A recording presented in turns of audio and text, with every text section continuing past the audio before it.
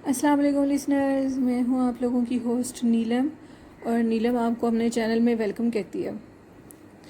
Listeners, شروع کرتے ہیں آج کی ویڈیو اللہ کا نام لے کر، جو انتہائی عالی رتبہ اور بہت زیادہ جلیل القدر ہے۔ لسنرز، ہم نے سٹارٹ کیا ہوا تھا کالا جادو ناول، جس کی آج دوسری ایپیسوڈ ہے۔ تو ہم لوگوں کی جو پچھلی ایپیسوڈ تھی اس میں اینڈ یہ تھا کہ رفیق نے وہاں پہ وہ پتلا رکھ دیا، لیکن جب رفیق پلٹا تو رفیق نے اپنے جسم میں ایک عجیب سا لمس محسوس کیا، ایک حرارت محسوس کی۔ اس نے دیکھا کہ جس جگہ اس نے پتلا رکھا ہوا تھا وہاں پہ اسے ایک انسانی ہاتھ اور انسانی لمس محسوس ہو رہا ہے۔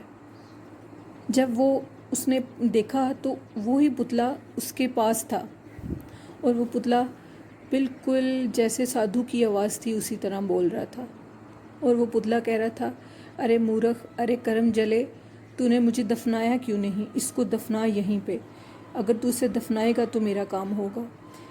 جب اس پتلے میں سے آواز آئی، یہ سننا ہی تھا، تو رفیق اتنی اونچائی سے نیچے آ گرا اور وہ بے ہوش ہو گیا۔ جب رفیق کی آنکھ کھلی تو رفیق کے ارد گرد سارے اس کے گھر والے تھے اور ماموں ریاض تھے۔ ماموں ریاض رفیق لوگوں کے پاس ہی رہتے تھے، کیونکہ ماموں ریاض کی جو والدہ تھیں، رفیق کی نانی، وہ اس دنیا سے وفات پا چکی تھیں، اور رفیق کے ماموں ریاض کی صرف اب ایک ہی اکلوتی بہن تھی جو کہ رفیق کی امی تھیں، اور وہ انہی کے پاس رہتے تھے۔ خیر، ماموں ریاض نے پوچھا، رفیق تمہیں کیا ہوا ہے؟ تم پیر پھگن صاحب کے دربار پر کیا کرنے کے لیے گئے تھے؟ رفیق کو کچھ سمجھ نہیں آ رہی تھی، دماغ بوجھل تھا، سارا جسم بوجھل تھا۔ رفیق نے اٹھنے کی کوشش کی تو سب نے کہا کہ تم لیٹ جاؤ۔ رفیق کے ابو نے کہا کہ رفیق تم مت اٹھو، ڈاکٹر نے تمہیں آرام کرنے کا کہا ہے۔ تھوڑی دیر کے بعد رفیق نے دوبارہ اٹھنے کی کوشش کی تو رفیق کو اٹھنے میں تو دقت محسوس نہیں ہوئی۔ رفیق کے اٹھنے پہ رفیق کے ابو نے کہا کہ رفیق کے لیے جلدی سے چائے لاؤ، جو کہ ڈاکٹر نے کہا تھا۔ رفیق کی والدہ رفیق کے لیے چائے بنا کر لاتی ہیں، تو جب وہ رفیق کو چائے پینے کے لیے دیتے ہیں، رفیق کا منہ نہیں کھلتا نہیں ہے۔ رفیق کہتا ہے کہ رفیق بہت زیادہ پریشان ہوتا ہے۔ ماموں ریاض کہتے ہیں کہ رفیق بیٹا ہمت کرو اور اپنے منہ کو کھولو۔ لاکھ کوشش کرنے کے باوجود رفیق کا منہ نہیں کھلتا۔ رفیق کے ابو کہتے ہیں اب ایک چمچ لے کر آؤ، چمچ کے سہارے سے ہم اس کے منہ میں چائے ڈالیں گے، کیونکہ 2 دن سے رفیق بے ہوش تھا۔ 2 دن کے بعد رفیق کو ہوش آئی تھی، لیکن چمچ سے بھی رفیق کے منہ میں چائے نہیں جا رہی تھی۔ سب بہت زیادہ پریشان تھے، اور رفیق کے والد صاحب نے کہا کہ اب ہم ڈاکٹر سے ہی اس کا رجوع کرتے ہیں۔ ایک ڈاکٹر کو لایا گیا اور اس ڈاکٹر نے دیکھ کر کہا کہ مجھے لگتا ہے کہ اس کو فالج ہو گیا ہے، آپ کو اسے ہاسپٹل میں ایڈمٹ کروانا پڑے گا۔ رفیق بہت زیادہ پریشان تھا اور من ہی من میں کہہ رہا تھا کہ یہ میرے ہی کرم کی سزا ہے جو مجھے مل رہی ہے، یہ میری ہی لالچ تھی جو مجھے اس انجام تک لے کر آئی ہے۔ رفیق کے ماموں نے رفیق سے 1000 بار پوچھا، رفیق تم پھگن کے دربار پر کیا کرنے گئے تھے؟ رفیق کچھ بھی بول نہیں پا رہا تھا۔ رفیق کے ماموں ریاض نے بولا کہ اگر ادھر تمہیں وہ درباری نہ اٹھاتے اور میرے جاننے والا حیدر علی وہاں نہ ہوتا تو ہمیں نہ پتہ لگتا کہ رفیق کدھر ہے۔ میرے جاننے والا تمہیں ہمارے گھر تک چھوڑ کر گئے۔ اب سب بہت پریشان تھے۔ رفیق کی حالت نہیں سنبھل رہی تھی، نہ ہی وہ بول پا رہا تھا، لیکن وہ چل پا رہا تھا، وہ چل سکتا تھا۔ رات ہو گئی، رفیق اپنے کمرے میں چلا گیا۔ جب رفیق سونے کے لیے کمرے میں گیا تو اچانک رفیق کیا دیکھتا ہے کہ سامنے ایک مکڑی ہے جو کہ معمول سے بڑی ہے۔ دیکھتے دیکھتے وہ مکڑی بہت زیادہ بڑی ہو گئی۔ بڑے ہوتے ہوتے وہ مکڑی اتنے بڑے سائز کی ہوگی کہ رفیق کے جسم پر اس کا لرزہ طاری ہو گیا۔ اس مکڑی کے جسم سے ایک عجیب و غریب لیس دار چھلے نکل رہے تھے۔ ان لیس دار چھلوں کے ساتھ وہ مکڑی نیچے زمین پر اتری اور وہ مکڑی رفیق کے سینے پر چھپنا چاہتی تھی، اور اس نے ایسا ہی کیا۔ جب وہ مکڑی رفیق کے سینے پر آ کر بیٹھی تو اس مکڑی کی شکل بالکل اس سادھو جیسی تھی، اور وہ مکڑی بولی، اور کرم جلے تو نے میرا کام نہیں کیا، تجھے یاد ہے نا کہ میں نے تجھے کہا تھا کہ تو نے میرا کام کرنا ہے، لیکن تو نے اپنا پہلا وعدہ ہی توڑ دیا۔ تو رفیق نے ایک دم رفیق کے منہ میں آواز آئی، رفیق نے بولا تم تو وہی سادھو بابا ہو۔ اس نے کہا ہاں میں وہی ہوں، اور تمہیں یاد دلانے آیا ہوں کہ میں نے تمہیں کہا تھا کہ تم نے اس پتلے کو دفنانا ہے، جو کہ تم نے اس کو نہیں دفنایا۔ جتنی جلدی ہوتا ہے میرے کام کو کرو، کیونکہ جب تم مجھے پہلی دفعہ ملے تھے تو مجھے جس نے بھی اس عمل کا کہا تھا اس نے مجھے یہی کہا تھا کہ ایک مسلمان لڑکا تمہارے پاس آئے گا اور وہ مسلمان لڑکا ہی تمہارا کام کرے گا اور وہ لڑکا تمہارے پاس اپنے کام کے لیے آئے گا۔ ایسا ہی ہوا، تم میرے پاس اپنے کام کے لیے آئے اور تم نے مجھے وہ ہڈی لا کر دی۔ اس کے بعد میں نے تمہیں اپنے کام کا کہا، اب تمہاری جان نہیں بچے گی۔ یہ سننا ہی تھا کہ رفیق بہت زیادہ پریشان ہوا اور رفیق بولا کہ میں وہ ہڈی پیر پھگن صاحب کے دربار پر نہیں رکھ سکتا، وہ ناپاک پتلا میں کیسے اس دربار پہ رکھوں۔ رفیق نے بولا کہ مجھے پیر پھگن صاحب سے بچپن سے ہی عقیدت ہے، میں ایسا کام نہیں کروں گا۔ اس پہ سادھو بولا کہ ٹھیک ہے، 3 دن کا ٹائم ہے، اگر تمہیں میری بات سمجھ میں آ گئی تو تم میرے پاس اسی جگہ آ جانا، اگر تمہیں میری بات سمجھ میں نہ آئی تو پھر تم اپنے ذمہ دار خود ہوگے۔ 3 دن کے بعد کیا ہوگا وہ تم خود دیکھ لو گے، جو کہ تم سنبھال نہیں سکو گے اور تمہاری برداشت سے باہر ہوگا۔ یہ کہنے کی دیر تھی کہ مکڑی دوبارہ اچھلی اور اسی دیوار پر جا بیٹھی، اور بیٹھنے کے بعد آہستہ آہستہ کھسکتی کھسکتی ایک دمبے کی شکل لیتی لیتی وہ جو جالی تھی اس میں سے باہر نکل گئی۔ رفیق بہت زیادہ پریشان ہوا اور حیران ہوا کہ اس کی آواز واپس کیسے آ گئی ہے۔ یہ دیکھنا ہی تھا کہ رفیق ایک دم سے اٹھا اور کچن کی طرف لپکا، کیونکہ رفیق 2 دن سے بھوکا تھا، اس نے کچھ بھی نہیں کھایا تھا۔ رفیق جب ادھر گیا تو رفیق نے جاتے سال کچھ پینے کے بجائے کچھ کھانے کو تلاش کیا۔ جب رفیق نے برتنوں کو چھیڑا تو اس کی چھیڑ چھاڑ سے گھر میں شور پیدا ہوا اور سب کچن کی طرف آئے۔ رفیق کی امی، رفیق کے ابو اور رفیق کے ماموں اور رفیق کی ایک ننھی بہن اور ایک چھوٹا بھائی بھی تھا۔ سب بہت زیادہ خوش ہوئے رفیق کو دیکھ کر۔ رفیق بولا کہ امی میں خود کھانا لے لوں گا۔ رفیق کی امی نے کہا نہیں، میں اپنے بیٹے کو خود کھانا دوں گی۔ وہ سب رفیق کو اندر کمرے میں لے کر اللہ کا شکر ادا کر رہے تھے۔ کمرے میں ابھی بھی جا نماز بچھی ہوئی تھی۔ رفیق کی والدہ دعا مانگ رہی تھی کہ میرے بیٹے پر اپنا رحم کر دو اللہ، اور انہوں نے کہا کہ اللہ نے میری دعائیں سن لی ہیں۔ اب سب رفیق سے پوچھتے تھے کہ تم پیر پھگن کے دربار پر کیا کرنے گئے تھے، لیکن رفیق کسی کو کچھ نہیں بتا سکتا تھا۔ رفیق کی حالت پہلے سے بہت زیادہ بہتر ہو گئی تھی۔ رفیق کے ابو نے کہا کہ تم آج میرے ساتھ میری چارپائی پہ سو جاؤ۔ اس پہ رفیق نے کہا نہیں، میں اپنے ہی کمرے میں سوؤں گا۔ خیر رفیق اپنے کمرے میں چلا گیا۔ رات ہوئی تو رفیق بہت پریشان تھا، اب نیند کہاں آتی تھی، نیند تو ختم ہو چکی تھی، کروٹیں بدل بدل کے رات گزرتی تھی۔ تھوڑی دیر کے لیے رفیق کی آنکھ لگی تو رفیق خواب میں کیا دیکھتا ہے کہ وہ ایک بہت ویران سے کھنڈر میں ہے، جس کھنڈر کا چھت گرنے والا ہے، اور رفیق ڈرتا ڈرتا کبھی دوسرے کمرے میں جاتا اور اچانک سے اس کمرے کا چھت گر گیا ہے۔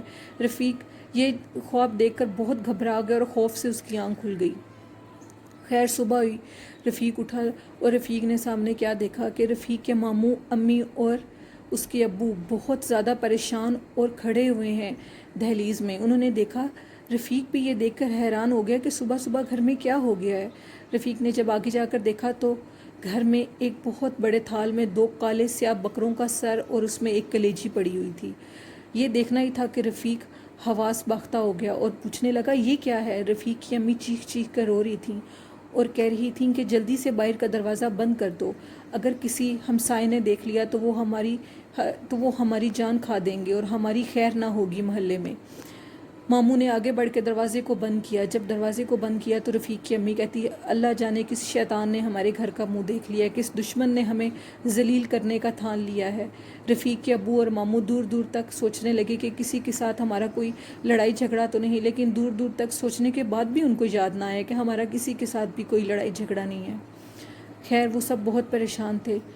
ماموں نے رات کے ٹائم جا کر ان بکروں کے سر کو اور اس کلیجی کو باہر کسی روڑی پر جا کر پھینک دیا، محلے والوں کی آنکھ سے بچ کے۔ خیر سب بہت پریشان تھے۔ پریشانی کا ایسا عالم تھا کہ رفیق کے ابو اور رفیق کے ماموں بالکل بھی اب اپنے کام پر نہیں جاتے تھے، کاروبار بند ہو چکا تھا۔ اگلے دن سویر کو جب رفیق کی بہن ننھی، جس کا نام شمسہ ہے، وہ نہانے کے لیے گئی تو وہ کیا دیکھتی ہے کہ اچانک ہی نہانے کے لیے اس نے پانی کو کھولا تو اس کے سر پہ بے تحاشا خون آ گیا ہے۔ یہ دیکھنا ہی تھا کہ رفیق کی بہن نے اونچا اونچا چیخنا شروع کر دیا۔ جب سارے اندر گئے تو رفیق کی بہن کے جسم پر ایک بھی خراش کا نشان نہیں تھا، لیکن وہ خون سے شرابور تھی۔ ماموں نے آگے بڑھ کر پانی چیک کیا تو پانی کی جگہ پہ خون تھا، دونوں ٹوٹیوں میں سے خون نکل رہا تھا۔ سارے بہت پریشان تھے۔ سب نے کہا کہ کسی مصیبت بلا نے ہمارے گھر کا راستہ دیکھ لیا ہے۔ پہلے رفیق کے ساتھ ایسا ہوا، پھر وہ بکروں کا سر، اور اب ننھی کے ساتھ ایسا ہو رہا ہے۔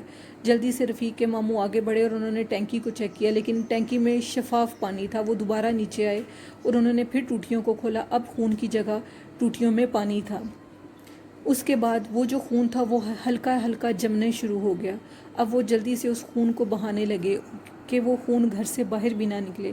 اگر گھر سے باہر گیا تو محلے والوں کو تو باتوں کا موقع مل جانا ہے۔ سارے بہت زیادہ پریشان تھے۔ اسی رات چھت کے اوپر بہت زیادہ بلیاں آپس میں لڑ رہی تھیں اور ایسے لگتا تھا کہ وہ نہ جانے کیا کر دیں گی۔ اسی اثنا میں رفیق کے ماموں اور رفیق کا چھوٹا بھائی اٹھ کر اوپر گئے تو چھت پر کوئی چیز نہ تھی۔ جب وہ نیچے آئے تو دوبارہ بلیوں کا وہی شور، وہی گھرانا۔ سارے بہت پریشان تھے۔ اگلے دن بھی رفیق کے ماموں اور رفیق کے ابو کام پر نہیں گئے، کاروبار ٹھپ ہو چکا تھا۔ اچانک سے کھانے کے ٹیبل پہ رفیق کے ماموں کو حکیم سعید اللہ کا نام یاد آیا۔ یہ نام سننا ہی تھا کہ رفیق کے ابو کے منہ پہ خوشی کی لہر دوڑ گئی۔ حکیم سعید اللہ ایک طب کے ماہر تھے اور روحانیت بھی رکھتے تھے۔ وقت کے ساتھ ساتھ جب ان کا بیٹا افسر بن گیا تو انہوں نے طب کی دکان کو خیر باد کہہ دیا۔ وہ بہت روحانیت کے حامل بزرگ تھے۔ اتنی بزرگی میں بھی ان کے چہرے کی سرخی سفیدی ابھی قائم تھی اور ان کی کمر میں خم نہ تھا۔ رفیق کے ماموں ریاض نے بولا کہ اب یہی ہو سکتا ہے کہ ہم ان کے پاس جائیں، وہی اس کا حل نکالیں گے، ہم تو تھک ہار گئے ہیں۔ اتنے میں رفیق کے ابو نے کہا کہ آج ہی ہم ان کے پاس جائیں گے، کیونکہ طب کی دکان تو بند ہو چکی ہے، اب ہمیں ان کے گھر جانا پڑے گا۔ ماموں نے کہا بالکل ٹھیک، کیونکہ رفیق کے ماموں اور رفیق کے ابو کی آپس میں خوب ہمجولی تھی، ان کا بہت پیار تھا، دونوں ایک دوسرے کے بغیر کوئی کام نہ کرتے تھے۔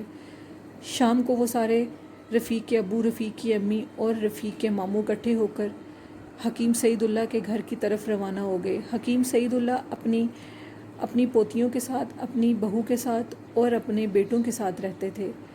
وہ سب بہت خوشحال زندگی گزار رہے تھے۔ رفیق کے ابو نے جب اندر جا کر دیکھا تو وہ سب موجود تھے، لیکن حکیم سعید اللہ اپنے کمرے میں تھے۔ ان کا کمرہ ہی ان کی ساری زندگی تھی۔ جب انہوں نے رفیق کے ابو کی آواز سنی تو وہ ان کی آواز سنتے ہی باہر آ گئے۔ لسنرز، یہ تھی آج کی ایپیسوڈ 2۔ اب آگے رفیق کے ساتھ کیا ہوگا، رفیق کی لالچ کا انجام کیا ہوگا، یہ کوئی نہیں جانتا۔ رفیق اب کس حد تک جائے گا آگے، یہ جاننے سے پہلے کہ میں آپ سے ایک بات شیئر کرنا چاہتی ہوں کہ جو لوگ بھی جادو کرواتے ہیں ان کا یہی انجام ہوتا ہے، کیونکہ لالچ بہت بری بلا ہے۔ کسی کام کے لیے بھی، چاہے وہ پیار کے معاملے میں ہو، چاہے وہ پیسے کے معاملے میں ہو، لالچ نہیں کرنی چاہیے۔ جو قسمت کا لکھا ہے وہ مل کر ہی رہے گا۔ اگر ہماری قسمت میں دولت اور پیار ہے تو وہ ہمیں ملے گا، اگر نہیں ہے تو وہ ہمیں کبھی بھی نہیں ملے گا، کیونکہ یہ سب اللہ کے حکم ہے، جادو اللہ سے بڑا نہیں ہے۔ اس لیے لسنرز، کبھی بھی اس غلط راہ کو مت اپنائیں۔ یہ میری نصیحت ہے آپ لوگوں کو۔ جادو ٹونے میں کچھ بھی نہیں پڑا، اس میں سوائے ضلالت کے اور قبر کالی کرنے کے کچھ بھی نہیں ہے۔ اپنے اللہ پہ یقین رکھیں اور اپنے اللہ سے مانگیں۔ اور لسنرز، ہم آپ کی بھی خوفناک کہانیاں شیئر کریں گے، آپ ہم سے اپنی خوفناک کہانیاں شیئر کر سکتے ہیں۔ ڈسکرپشن باکس میں ہمارا ای میل آئی ڈی موجود ہے، ہم آپ کی آواز میں بھی آپ کی سٹوریاں لگائیں گے۔ اور اسی کے ساتھ اپنی ہوسٹ نیلم کو اجازت دیجیے۔ اپنا بہت سا خیال رکھیے گا۔ اللہ حافظ، اللہ نگہبان۔